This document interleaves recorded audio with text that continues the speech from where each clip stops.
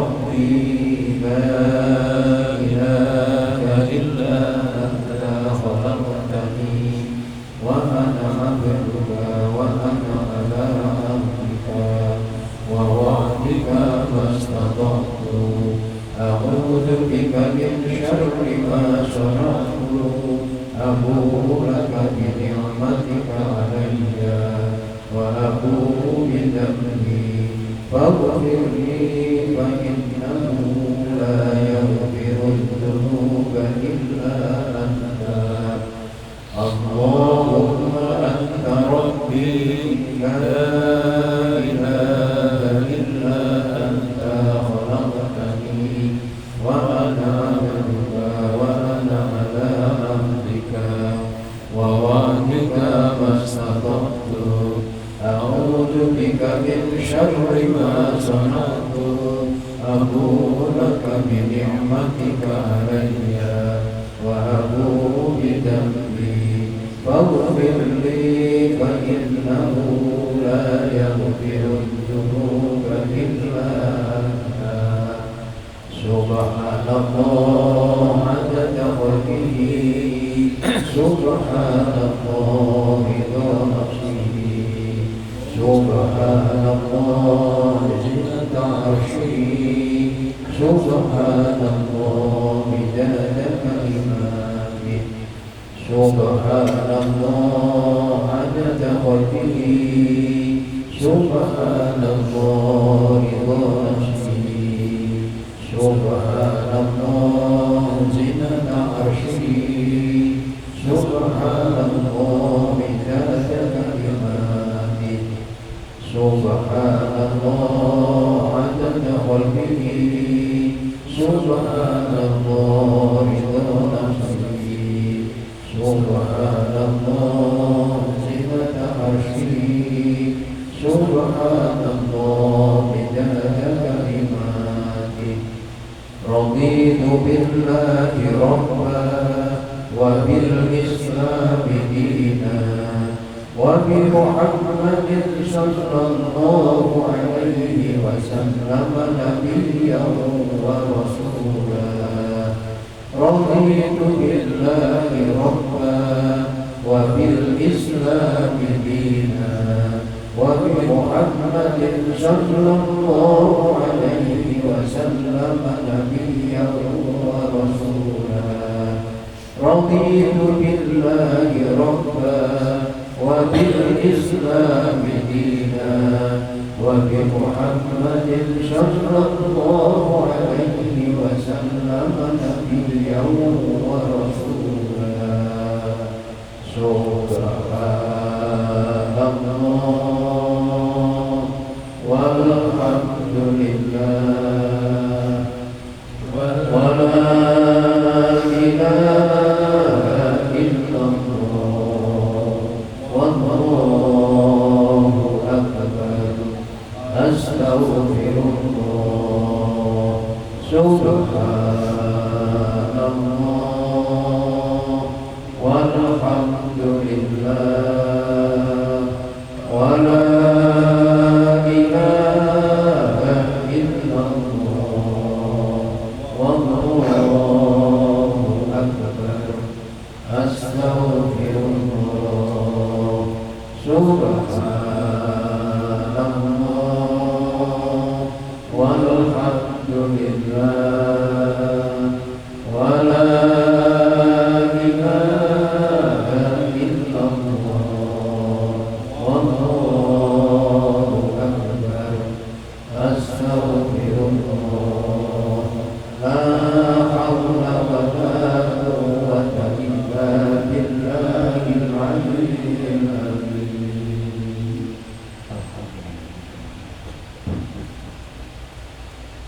Bismillahirrahmanirrahim. Assalamualaikum warahmatullahi wabarakatuh. Waalaikumsalam warahmatullahi wabarakatuh. Alhamdulillah. Alhamdulillahilladzi bi nikmatil iman wal islam. Asyhadu an la ilaha illallah wahdahu la syarika lah.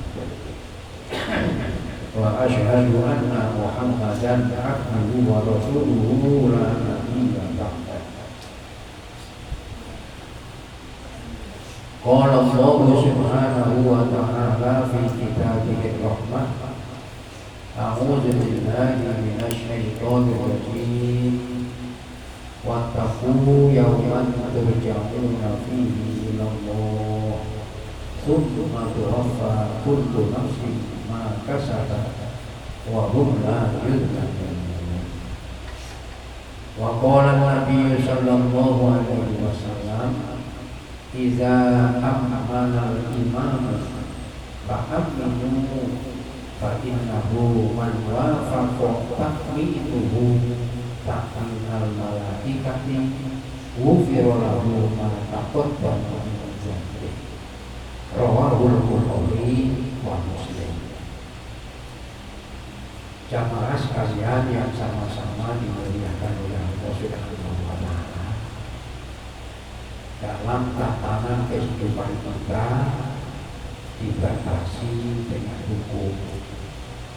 Ada yang hukumnya wajib, ada yang hukumnya sunnah, ada juga hukum makruh, ada juga hukum mubah, ada juga yang namanya hukum haram.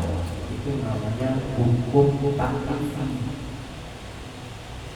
Nah, ini berlaku pada kita, sehingga kita harus tahu mana yang masuk dalam kelompok wajib, mana yang masuk dalam kelompok sunnah.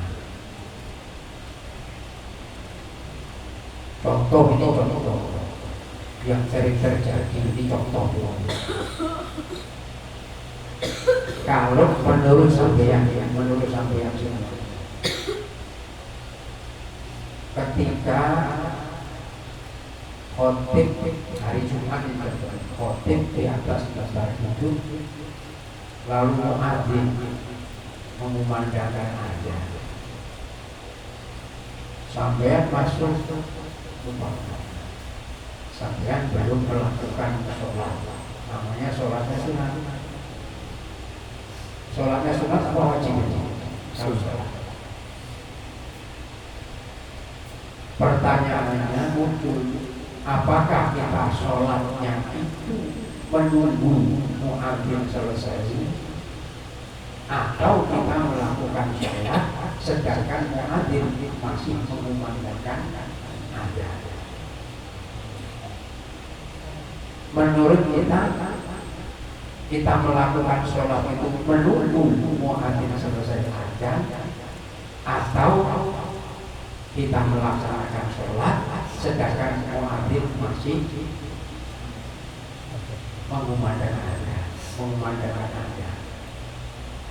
Dan sholat itu bukan sholat qobliyah Jumat. Yang bagus adalah kita lakukan sholat sunat tahiyatan masjid. Bagaimana menurut kita? Ini menempatkan sholat. Jadi kalau tidak ada ilmu yang nanti menjadi susah. Nah, di sini harus tahu mana yang wajib, mana yang sunnah. Saya tanya saja, menjawab muadzin mengumandangkan azan tadi, hukumnya sunnah atau wajib? Wajib. Wajib. Menjawab muadzin mengumandangkan azan, hukumnya wajib atau sunnah?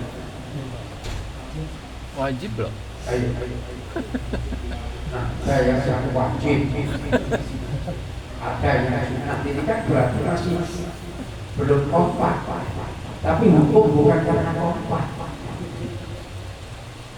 Mendengarkan atau menjawab azan atau orang yang mengumandangkan azan itu hukumnya sunnah. Ini harus dipahami sunnah. Tapi mendengarkan khotib membacakan khutbah hukumnya sudah tahu kan, berarti sudah. Oh, ini sunnah, ini wajib. Jadi kalau begitu sampai mau melakukan sholat sunnah tahiyat masjid itu butuh sama tadi repot, akhirnya datangnya sama begitu. Tapi jangan dibiasakan.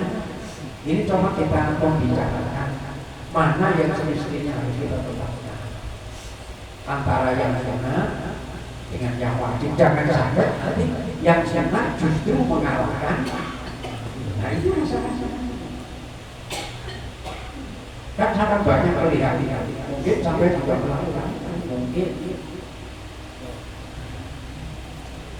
kebetulan karena kita terlambat, mungkin ada kesibukan dan sebagainya.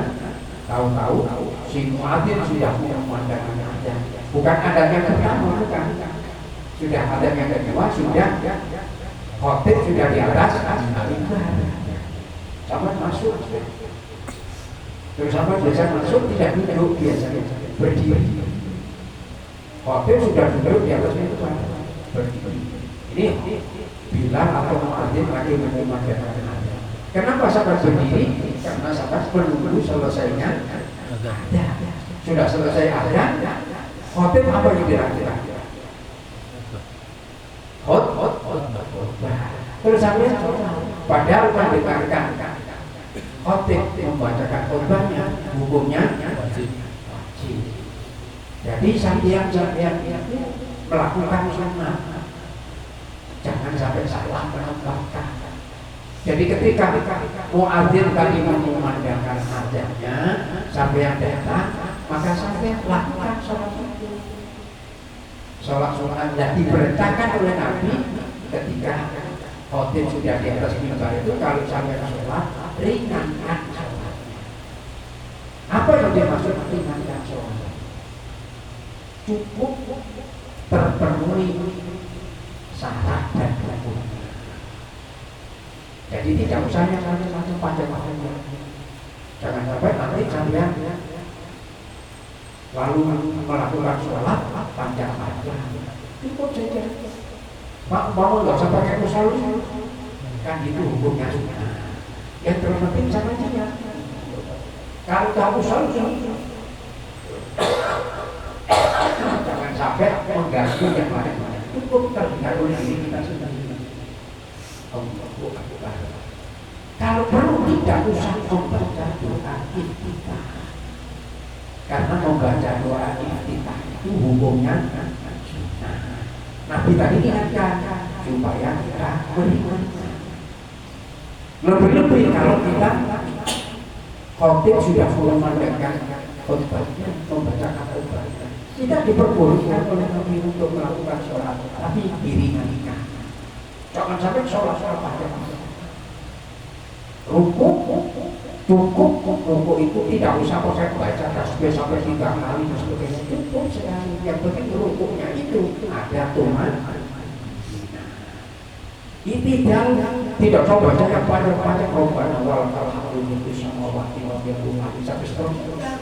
Cukup Rabbana walakal hamdu. Yang penting tuman. Terus baca cukup sekali saja. Subhana rabbiyal a'la. Tapi terpenuhi tuman. Nah ini perlu diawasi. Kenapa ini saya sampaikan? Karena saya sering melihatnya, mengetahui ketika saya di atas mimbar membacakan khotbah, mereka salah. Kenapa? Karena ketika pada saat muadzin memandangkan azan, mereka tidak langsung sholat, tapi berdiri menunggu muadzin selesai memandangkan azan.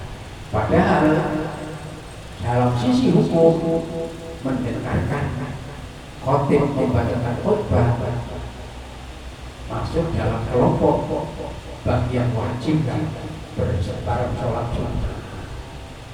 Maka itu dilarang untuk kita ketika khotib membacakan khotbahnya lalu kita membaca tasbih ini sebagainya.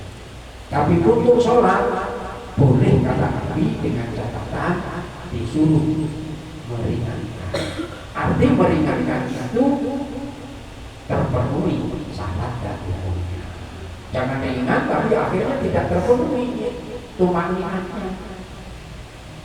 Jadi jangan sampai tumaninan. Ukuran terpendek adalah seukuran sekali membaca tasbih. Kan bukan. Jadi membaca tasbih pada saat rukuk, ketika sampai sudah rukuk sempurna. Jangan baca tasbihnya ketika sampai dari jalan dari kita itu rukuk sudah baca sudah. Nah, ini tidak ada teman-teman. Membaca tasbih pada saat kita rukuk, sempurnakan rukuknya, baru kita membaca tasbih. Sempurnakan sujudnya, baru membaca tasbih. Nggak usah baca yang penting itu mati. Kira-kira sudah bisa dipahami. Nah, ini jangan sampai nanti sama-sama.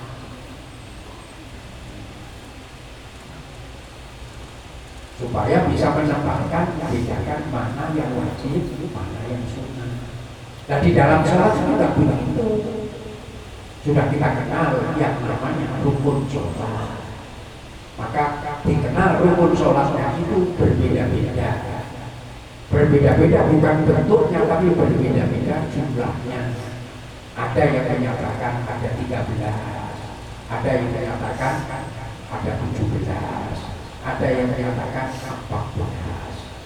Tapi jenisnya semuanya sama. Cuma kalau yang 17 itu maka tumakninah dalam setiap kaifiyah dihitung sehingga jumlahnya menjadi 17.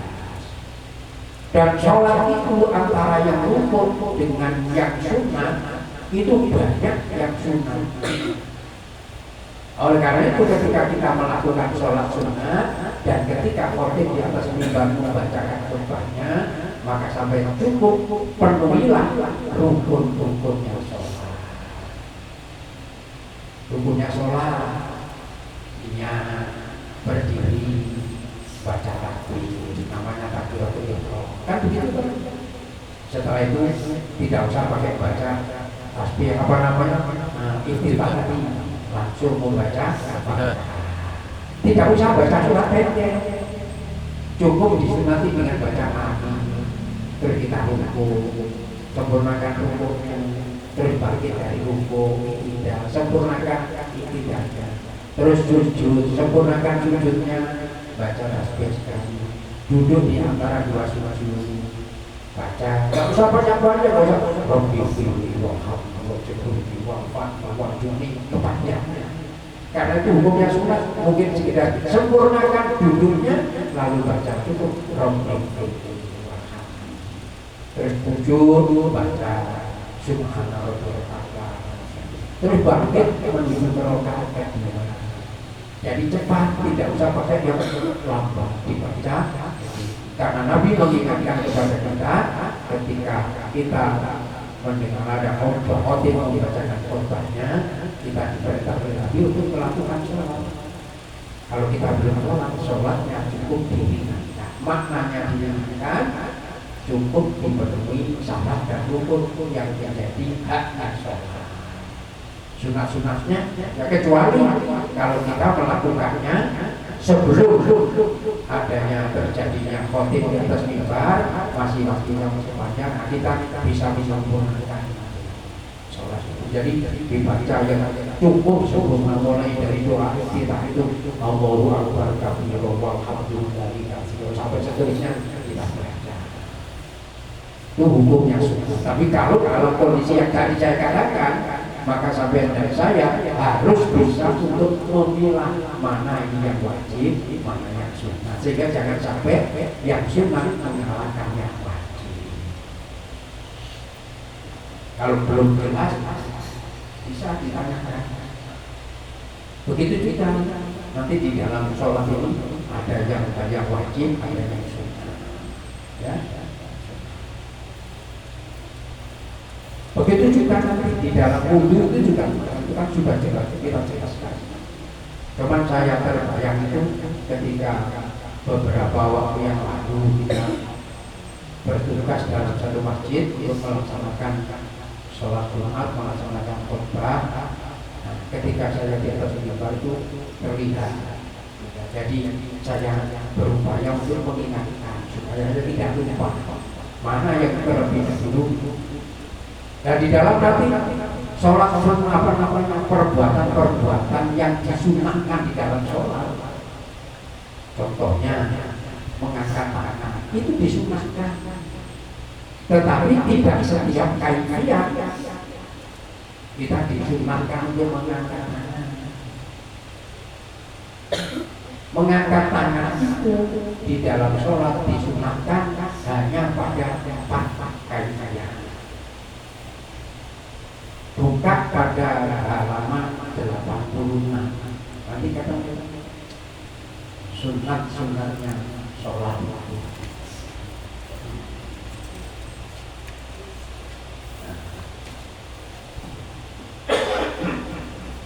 Nanti ketemu itu tidak ada Arabnya langsung penjelasan 86. Ada di situ sunat-sunatnya sholat. Ada itu halaman 86. Niat, membaca niat, melafazkan niat dari mulai dari Nabi Fardul Maghribi salah sarokah mustaqbilal kiblat itu kan lafaz niat. Mengucapkan lafaz niat dipandang sunnah dari kelompok mazhab Syafi'i. Melafazkan niat usolli fardul maghribi salah sarokah mustaqbilal kiblat adakan makluman lillahi. Terus ngangkat tangannya itu sunnah. Pada saat kita takbir yang pertama, takbir angkat tangan, takbiratul Allahu Akbar. Ngangkat tangannya itu sunnah. Nah, dianjurkan untuk mengangkat tangan itu sampai di, kalau bisa sejajar dengan pundak. Karena Allah. Ada lagi Mas Jogi Allahu Akbar. Terus diletakkan di bawah dada, bukan di dada, di bawah dada. Yang salah saja yang pertama mengangkat tangan ini hukumnya sunnah. Kapan lagi kita mengangkat tangan masuk dalam kelompok sunnah? Yang empat tadi itu. Yang pertama saat kita takbiratul Allahu Akbar, lalu yang kedua kita menuju rukuk Allahu Akbar. Ya toh? Angkat tangan menuju rukuk. Bangkit dari rukuk Allahu Akbar. Sudah berapa? Sudah berapa?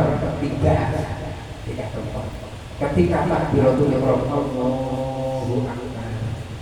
Nomor 2 pada saat mau berrukuk Allahu Akbar.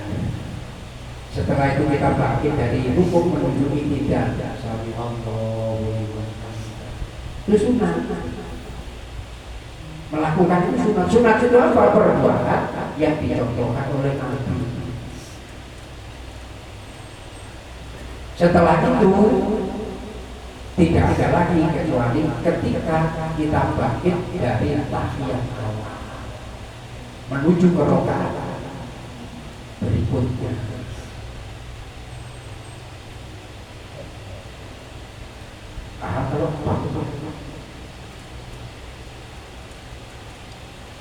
Itu tempatnya, waktunya, saatnya kita melaksanakan apa namanya itu, membaca melakukan mengangkat tangan pada waktu sholat. Seandainya Pak, saya habis dari sujud terus mau berdiri melaksanakan rakaat yang kedua, terus saya mengangkat tangan, boleh apa tidak? Boleh, tidak membatalkan sholat, cuma tidak ada hukum sunnah. Itu yang disunatkan tadi di 4 perkara tadi. Apalagi sampai nanti selesai sujud yang pertama bangkit duduk di antara 2 sujud terus angkat tangan. Nah, ini kira-kira. Tapi nanti kalau sampai melihat cara sholatnya orang Syiah berbeda. Nah, sampai pegang bukan kelompok Syiah. Biasanya kalau kelompok Syiah itu kalau sholat itu di tempat sujudnya ini nanti ada semacam batu yang ditutupi, itu dipakai untuk meletakkan namanya Jadi kalau sujud kakinya itu disentuhkan dengan batu sampai ada. Tapi disunahkan, dianjurkan dalam sujud itu hendaknya agak di tengah. Itu sehingga kalau kita lakukan itu nanti kita bisa mohon maaf bahasa kata terlihat bekas. Jangan sampai jadi wong Jawa anggar-anggar rendahnya jangan. Di tempat ini sunnah seperti membaca doa kita sudah ada. Lalu dalam sholat ini juga disunahkan untuk memandang ke tempat sujud. Ini sunnah.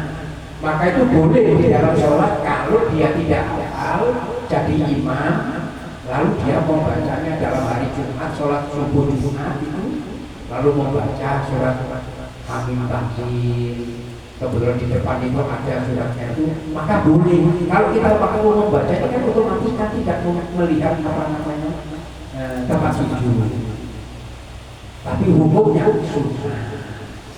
Nah, untuk membaca di dalam sholat subuh hari Jumat membaca alif lam mim atau apa namanya surat As-Sajdah itu dipandang mendapatkan sunnah. Tapi yang bagus jangan sampai yang bagus membaca surat As-Sajdah itu dalam rakaat pertama surat As-Sajdah itu dipotong jadi dua.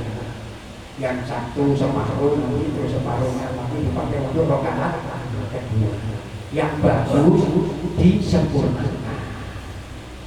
Seandainya rakaat pertama cukup dengan surat As-Sajdah, nanti rakaat kedua mungkin ada surat yang pendek saja boleh. Mungkin Qul mungkin pulang mungkin kita atau biasanya karena banyak yang juga tidak hafal seperti surat Al-Baqarah, Al-Insan, lalu baca yang dibaca adalah Al-Baqarah atau yang lain sebagainya. Yang memandang kalau sampai tidak pakai makmum berarti memandang tempat sujud pakai. Jadi Nabi mengatakan kalau kita sholat lalu pandangan mata kita itu ke atas, ke bawah, ke atas, itu takut nanti dicocok dengan mau apa. Jadi dilihat. Nah, oleh karena itu kalau bisa seperti yang menjadi sajadah itu bukan ada yang gambar macam-macam. Nah, ketika kita sholat sajadahnya ada gambar macam-macam, itu biasanya sholat bisa bergabung. Kenapa kita sholat tidak datang kekhusyuan? Salah satu sebab daripada sholat tidak datangnya kekhusyuan karena kita di dalam sholat itu mohon maaf bahasanya kurang mengerti tentang makna yang kita baca dalam sholat. Jadi otomatis kalau kita tidak memahami tentang apa yang kita baca, ini mudah akan menjadikan sholat-sholat itu terdampak. Yang sudah paham dengan bacaan maknanya bacaan sholat itu masih bisa terdampak. Jadi antaranya kan dengan mungkin melihat mungkin baju yang dipakai dengan saudara kita yang di depannya tadi, maka diantaranya lalu disunahkan untuk memakai baju yang polos atau baju putih.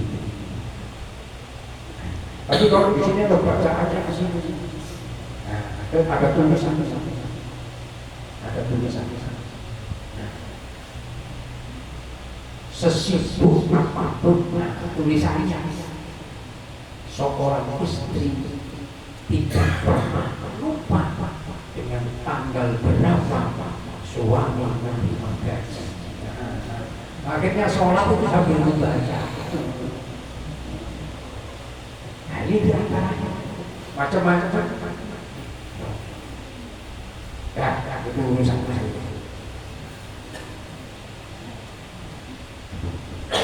Ini tadi yang nomor 3, mengangkat kedua tangan sampai kedua pundak bersamaan dengan takbiratul ihram di waktu akan rukuk dan bangun daripadanya dan bangun dari tasyahud yang pertama. Jelas sekali kita.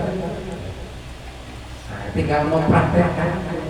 Jadi kalau kita menuju ke rakaat yang kedua, tidak bisa pakai angkat tangan. Angkat tangannya pada saat kita nanti bangun dari rakaat selesai melaksanakan tasyahud yang pertama. Tasyahud awal, tahiyat awal. Bangkit menuju rakaat berikutnya. Taruhlah ini sholat maghrib. Karena dalam sholat maghrib itu ada tahiyat awal. Selesai kita melaksanakan 2 rakaat, lalu kita duduk tahiyat. Selesai tahiyat dulu tahiyat cukup dibatasi sampai pada baca sholawat saja. Sholawat cukup, sholawat terhadap Rasulullah Muhammad Sallallahu Alaihi Wasallam cukup. Allahumma sholli ala sayyidina Muhammad. Kalau seandainya dipenuhi, wa ala ali sayyidina Muhammad. Baru bangkit menuju ke rakaat yang berikutnya. Bangkit itu lalu kita mengangkat Allahu Akbar. Itu pada waktu kita selesai melaksanakan tahiyat. Tapi pada saat bangkit dari rakaat pertama menuju ke rakaat yang kedua, tidak disunahkan untuk angkat tangan. Atau tadi? Nah, saya baca lagi supaya jelas. Ada di situ berapa? Ada. Mengangkat kedua tangan sampai kedua pundak bersamaan dengan takbiratul ihram.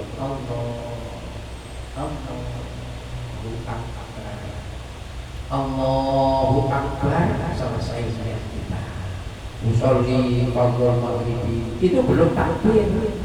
Baru kita mau mengerjakan sholat membaca lafaz.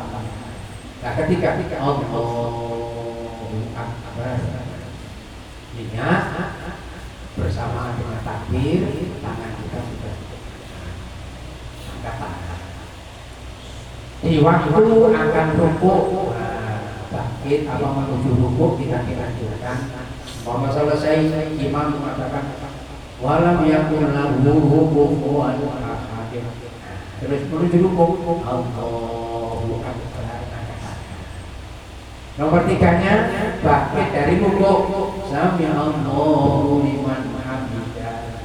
Nah, nanti dalam riwayat ini sampai nanti akan melihat berbeda-beda. Ada yang pada saat bangkit dari rukuk, sami Allahu liman hamidah, tangannya dikembalikan seperti itu. Jadi jangan kaget sampai tahu ini, karena ini dia menggunakan dasarnya ketika berdiri kembali ini menunjuki tidak ini, maka berdiri seperti ketika pada waktu berdiri sholat.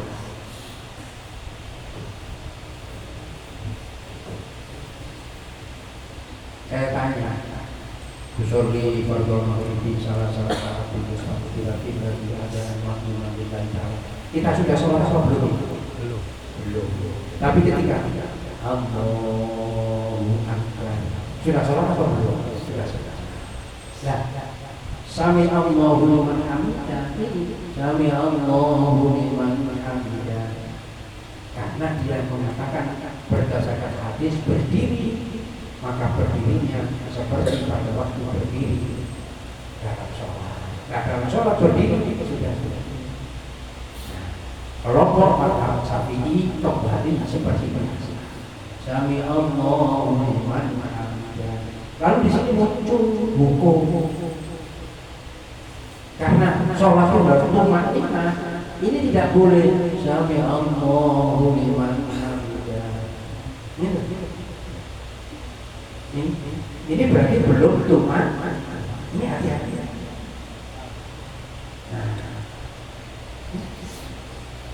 Sami Allahu liman hamidah. Allah berarti dia berdiri berarti belum melaksanakan tumak. Padahal tumak ini bagian daripada rukun sholat. Sami Allahu liman hamidah. Maka orang yang bisa begini dipandang begininya tadi itu sunnah. Tapi kalau tidak bisa sami Allahu liman hamidah masih begini, maka dia dipandang wajib punya melakukan sami Allahu liman hamidah supaya tidak berbeda. Dipandang wajib. Ini benar. Jadi supaya kita tahu, oh, benar sholat kok begini. Nah, sekarang ini kadang-kadang banyak lewat Google sampai dipertontonkan sholat orang-orang Sunda, sampai diperlihatkan sholatnya orang-orang. Kalau Nabi nanti tidak ada yang pakai tangan, cukup itu. Allahu Akbar. Hanya begini saja. Terus sampai wah, baru sholatnya. Nah, saya teman-teman tadi yang pertama, karena di dalam sholat ini ada yang berkaitan dengan kewajiban sholat, yang dikenal dengan rukun sholat, lalu ada yang masuk dalam kelompok sunnah. Tapi jangan sampai sunnah nanti merusak, karena di sini ada namanya tumak. Nah, tumak itu. Maka jangan sampai kita berkaca ke sana. Nomor 4-nya di antaranya adalah meletakkan tapak tangan kanan di atas pergelangan tangan kiri dan diletakkan di bawah dada. Ya. Pergelangan tangan. Pak, boleh, ya boleh saja. Ada yang boleh. Hal itu tidak menjadi sebabnya tidak sahnya sholat atau baru menjadi sebabnya batalnya sholat tidak. Ini perlu.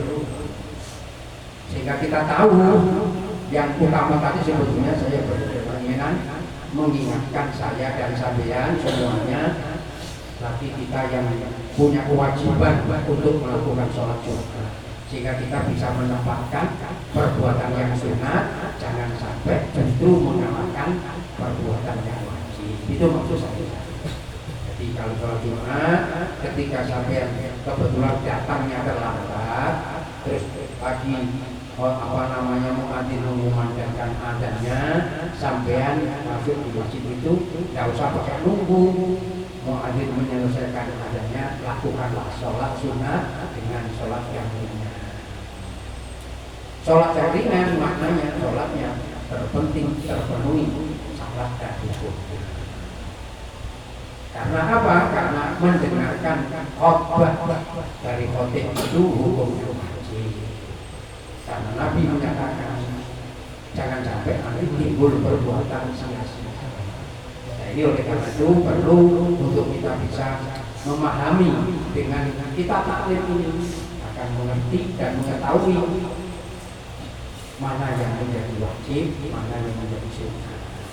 Sehingga penting, maka dulu sudah saya sampaikan ketika Rasulullah beliau masuk ke dalam masjid, didapatinya ada dua kelompok.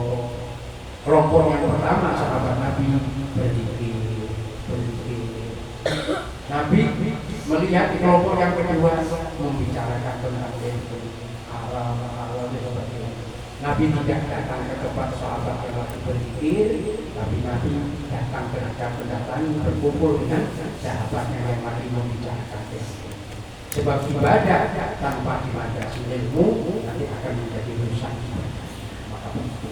Nah, mudah-mudahan apa yang saya sampaikan ini ada manfaatnya, khususnya untuk saya, umumnya untuk kita semuanya, dan pada akhirnya mudah-mudahan ibadah kita diterima, diridhoi oleh Allah Subhanahu wa Ta'ala. Amin. Dan menjadi sebabnya dosa-dosa kita semuanya diampuni oleh Allah Subhanahu wa Ta'ala.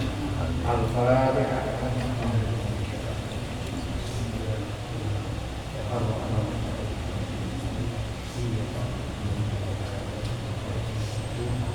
ya rabbal alamin.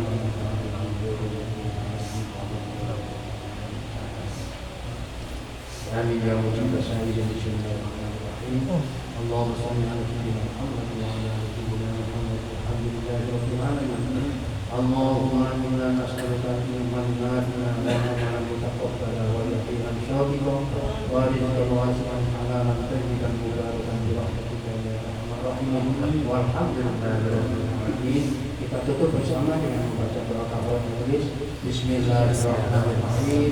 Subhanakallahumma wa bihamdika asyhadu an la ilaha illa anta astaghfiruka wa atubu ilaik. Wassalamualaikum warahmatullahi wabarakatuh.